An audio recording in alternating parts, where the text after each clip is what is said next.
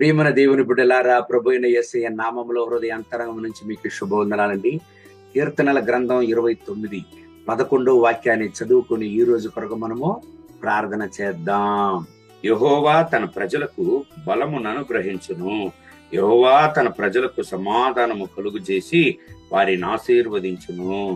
దేవుని బిడ్డలారా, ప్రభు అయిన యేసయ్య, ప్రభు అయిన దేవుడు, పరిశుద్ధాత్మ దేవుడు తన ప్రజలకు ఎల్లప్పుడూ సమాధానమును అనుగ్రహించి వాళ్లను ఆశీర్వదించడమే ఆయన యొక్క హృదయ దాహము.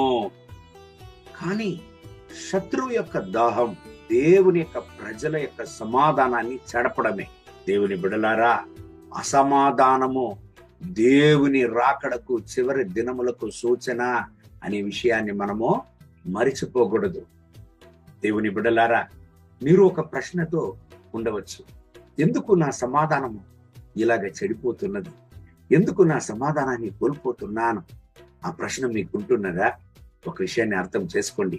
ఎటువంటి పరిస్థితులు మీకు విరోధంగా వచ్చినా మీ సమాధానం పాడుగాకుండా ఉండాలంటే, దేవుడు మీకు అనుగ్రహించిన ఆశీర్వాదము, దేవుడు మీకు ఇచ్చినటువంటి ఆశీర్వాదాన్ని శత్రువు పాడు చేయకుండా ఉండాలంటే, మీ హృదయంలో ఉండేటువంటి దేవుణ్ణి, మీ హృదయంలో ఉండేటువంటి దేవుని వాక్యాన్ని భద్రపరచుకోండి.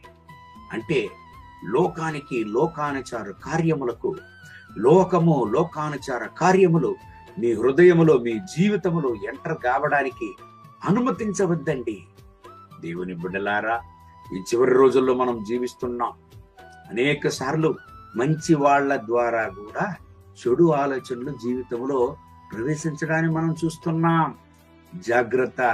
దేవుని ఆజ్ఞలే మన జీవితానికి మార్గంగా ఉండాలి.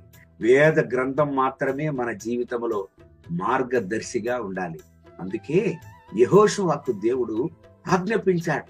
యెహోషువ 1:8 వాక్యాన్ని చదివినట్లయితే, ఈ దేవుని గ్రంథాన్ని, ఈ దేవుని ఆజ్ఞలను నీ హృదయంలో భద్రపరచుకో నా బిడ్డ అని యెహోషువకు దేవుడు ఆలోచన చెప్పాడు.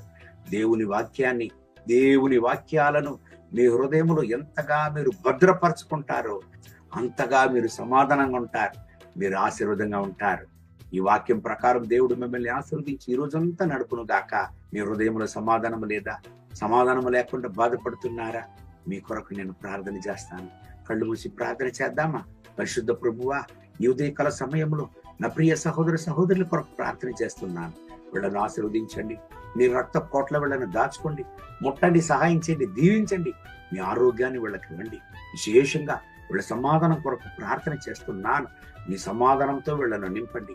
వీళ్ళ కుటుంబాన్ని మీ సమాధానంతో నింపండి. వీళ్ళ సమాధానాన్ని చెడపడానికి చూసేటువంటి దుర్మార్గ దుష్టక్రియలు యేసయ్య నామములో నాశనమైపోవును గాక, నరకములో తోయబడును గాక.